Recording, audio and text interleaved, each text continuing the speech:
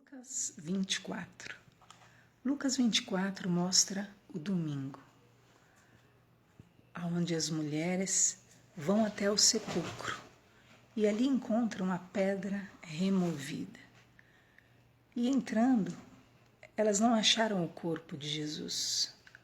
Elas ficam perplexas, mas de repente elas olham e veem dois homens com vestes resplandecentes, parados junto delas. Na verdade, esses dois homens eram dois anjos. E diz que elas, atemorizadas, abaixaram o rosto e eles disseram: "Por que vocês buscam o vivente entre os mortos? Ele não está aqui, mas ele ressuscitou." Esse é o primeiro momento de Lucas 24. E nós vemos a grande realidade daquele que confia no Senhor. Porque quando eles vão atrás de vivenciar uma tragédia, vivenciar realmente a derrota, vivenciar realmente aquilo que era o fim, eles então se deparam com esses dois anjos, porque na verdade a pedra já tinha sido removida e Cristo havia ressuscitado. Toda a situação que você passe, confiando em Deus, por mais difícil e dolorosa que ela lhe seja, no entanto, pela confiança no Senhor, você usufruirá de grande vitória, de grande alegria, de grande regozijo. Os anjos disseram para aquelas mulheres: "Convém, Cristo ressuscitou e ele foi para Galiléia, lembre-se que ele vos avisou. Necessitava que ele padecesse, fosse entregue nas mãos dos homens pecadores e fosse crucificado e ao terceiro dia ressuscitasse. Era necessário ele passar por isso." Então nós vemos que há processos que são necessários e percebemos que então elas se lembraram das palavras daqueles anjos e voltando do sepulcro, elas anunciaram as coisas aos 11 e todos os demais que estavam dentro de um quarto, dentro de uma casa, trancafiados, cheio de medo, cheios de angústia, apavorados. A esperança deles tinha morrido, a expectativa deles tinha fracassado, imagina só. E elas chegam lá contando toda essa história de milagre, de ressurreição, que viram dois anjos, e dizem então que elas disseram todas essas coisas aos discípulos. E essas palavras pareciam desvarios para eles. Eles não acreditavam. Queridos, muitas vezes é mais fácil você acreditar no que é trágico, não é verdade? Muitas vezes é mais fácil você acreditar no mal, O ser humano tem uma tendência a acreditar que o mal vence. Mas, queridos, há uma lei espiritual que o bem vence. E diz então a palavra do Senhor que eles não acreditaram. Para eles era loucura o que elas estavam falando. Era só desvario. E eles não creram. Queridos, eles não creram que Jesus tinha ressuscitado. Você tem noção disso? Tudo bem, você não crer que eu ressuscite, que um amigo seu ressuscite, ainda, É algo que dá para a gente apoiar, mas, queridos, Jesus tinha ressuscitado Lázaro na frente deles. Jesus tinha ressuscitado o filho da viúva na frente deles. Jesus tinha ressuscitado a filha de Jairo. Jesus tinha feito esse milagre já da ressurreição, tanto na vida dos outros. Será que ele seria tragado realmente pela morte? Será, queridos? Mas os discípulos, tomados pelo mal, não creram. E como tem sido a sua vida diante do Senhor? Nós não estamos falando de ateus, nós não estamos falando de incrédulos, nós não estamos falando de ignorantes, nós estamos falando dos 11 que andaram com Jesus e outros que estavam mais ali. Nós estamos falando daqueles que viram, presenciaram milagre.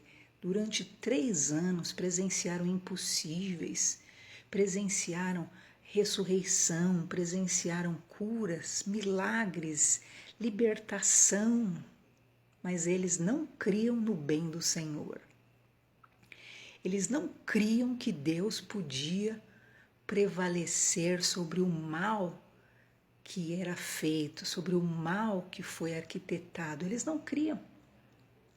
E muitas pessoas têm afundado na fé, têm afundado espiritualmente, vivem com síndrome de pânico, vivem com síndromes e psicoses e psicopatia. Se você vai num centro psiquiátrico, o que mais você vê é crente. Por quê, queridos? Porque embora tenha já presenciado o poder, a glória do Senhor, tenha conhecido até Jesus, eu acredito. Todavia não continuaram na fé. Eu não me refiro à religião, queridos, eu digo continuar na fé, de declarar e confiar no poder absoluto do Senhor. Eles estavam trancafiados numa casa.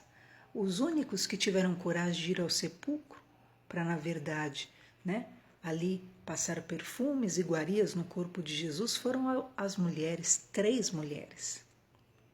Maria Madalena, Maria, mãe de Tiago, que na verdade era a mãe do Jesus homem, porque agora é Jesus ressuscitado, é o Jesus Deus, e ele é incriado, ele não tem mãe, ele é infinito, é eterno.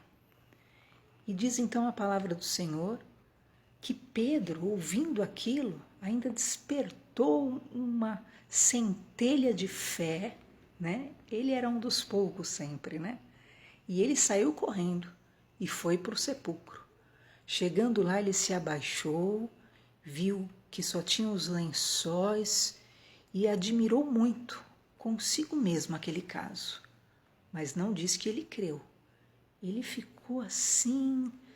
Ele era o que sempre teve mais fé e ele estava com uma centelha de fé.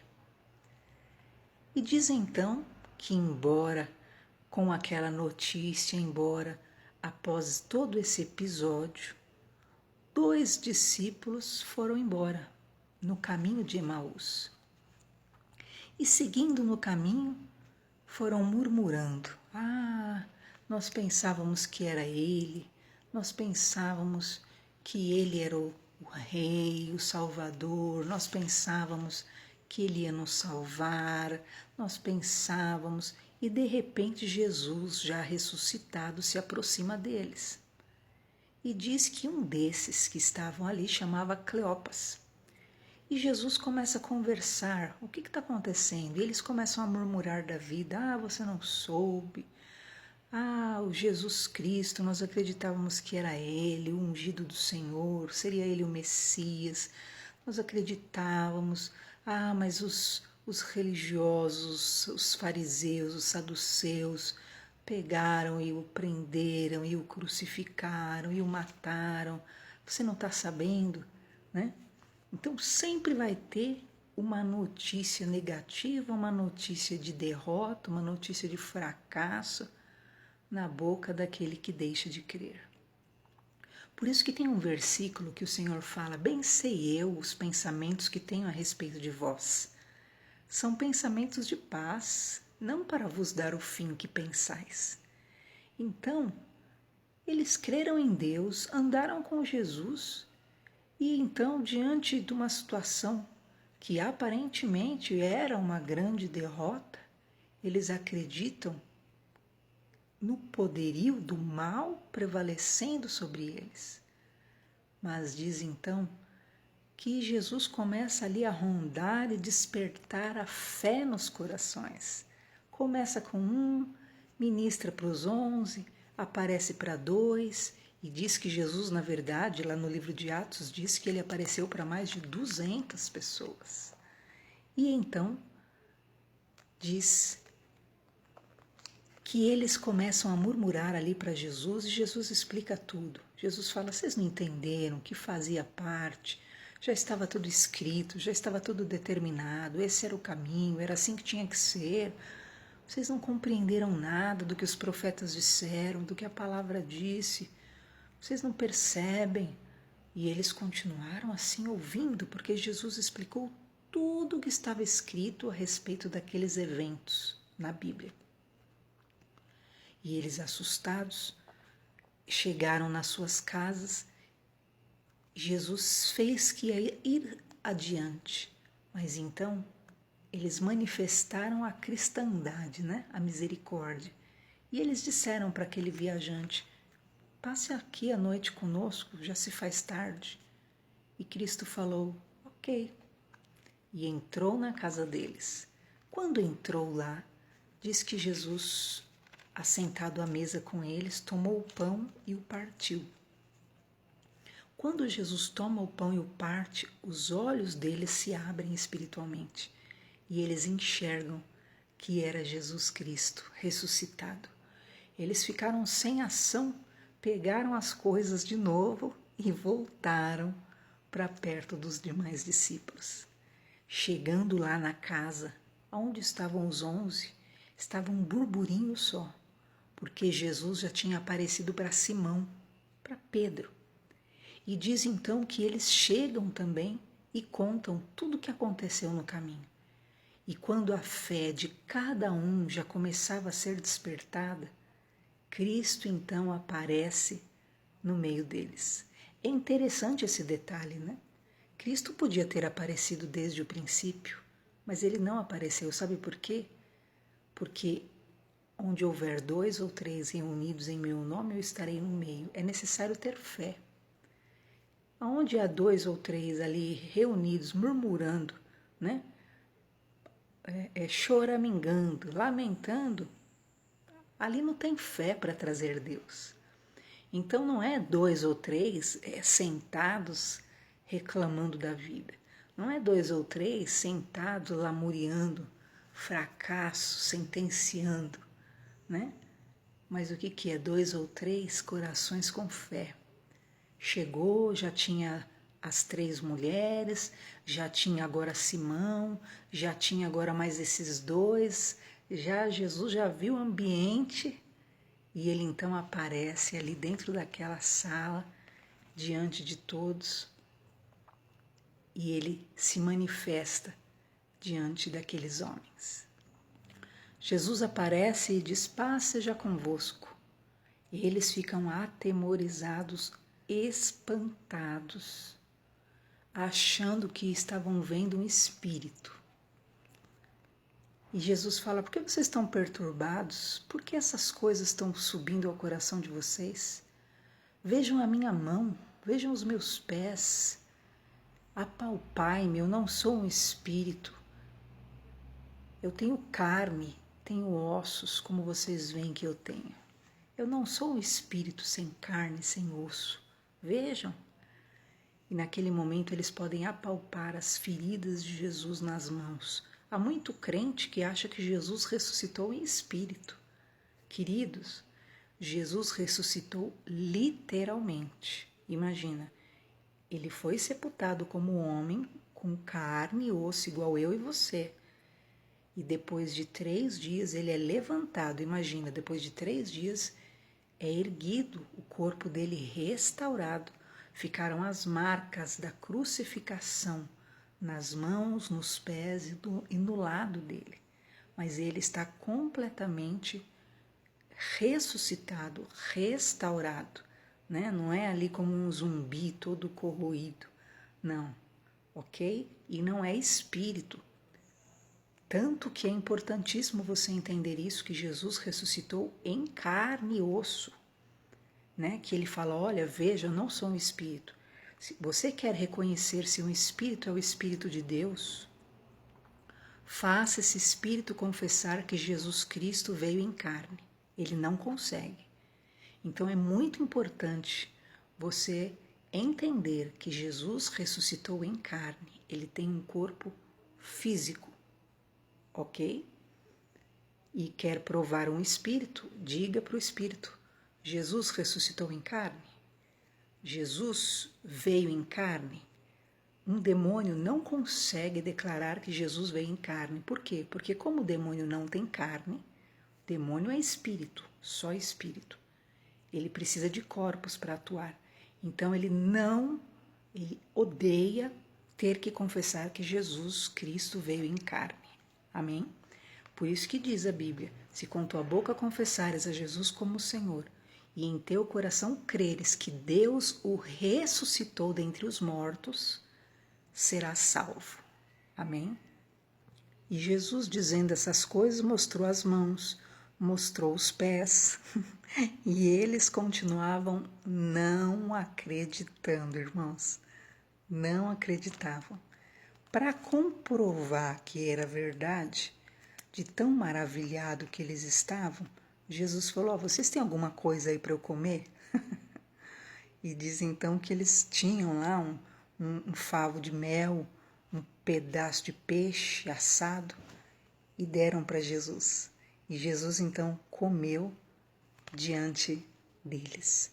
E nesse momento que Jesus come diante deles, ele diz claramente para os discípulos: estas palavras eu disse quando estava com vocês.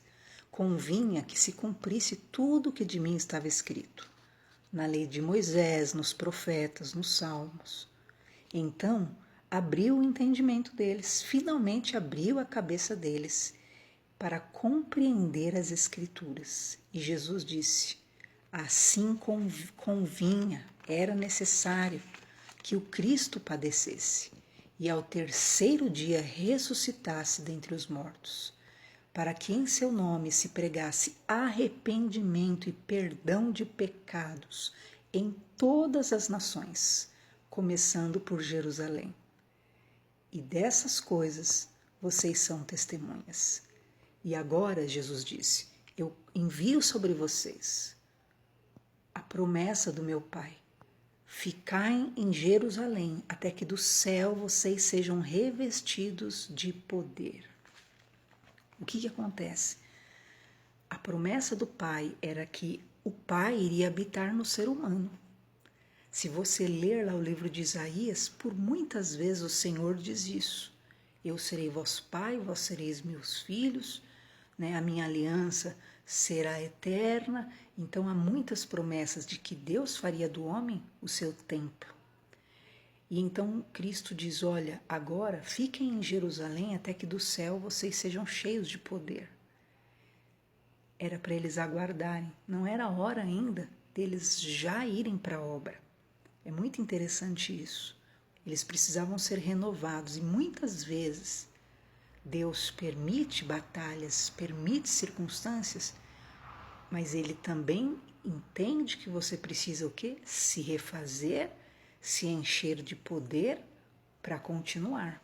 Jesus então leva eles para fora. Até então eles estavam tudo trancafiado dentro de uma casa, com medo de tudo. Jesus leva eles para Betânia. E ali Jesus levanta a mão e abençoa eles. Quando Jesus abençoa eles, diz a palavra do Senhor, Jesus se aparta deles e é elevado aos céus diante dos olhos deles. Todos os discípulos que estavam ali, os 11 e mais os outros, viram Jesus sendo elevado aos céus diante dos olhos deles, subindo aos céus para ocupar o seu lugar à direita de Deus. Nesse momento os discípulos começam a adorar, que maravilha, né? A jubilar, né? E ali glorificar e voltam para Jerusalém. E estavam sempre no templo, louvando e bendizendo a Deus. Amém. Termina assim o livro de Lucas 24. Então, depois que é vencido todo o sentimento de negatividade, de ostracismo, de pessimismo, de derrota, de fracasso. Oh, nós fomos derrotados.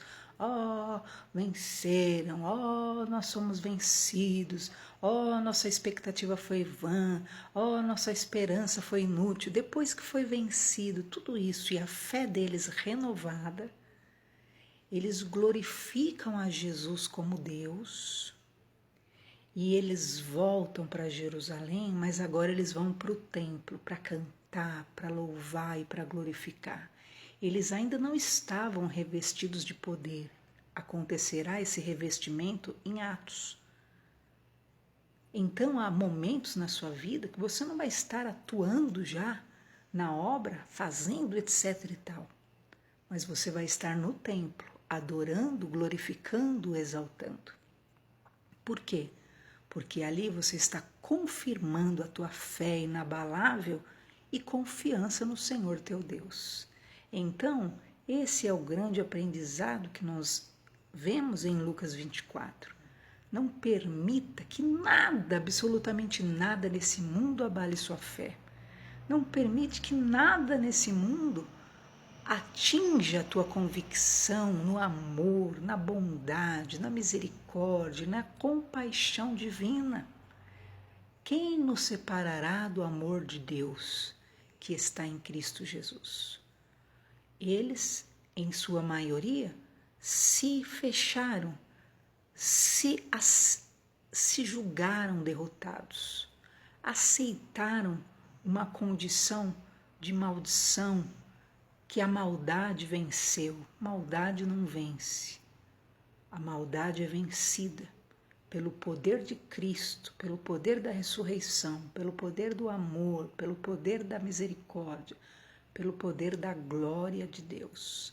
Então, resgata a tua fé, acende a chama no coração, né?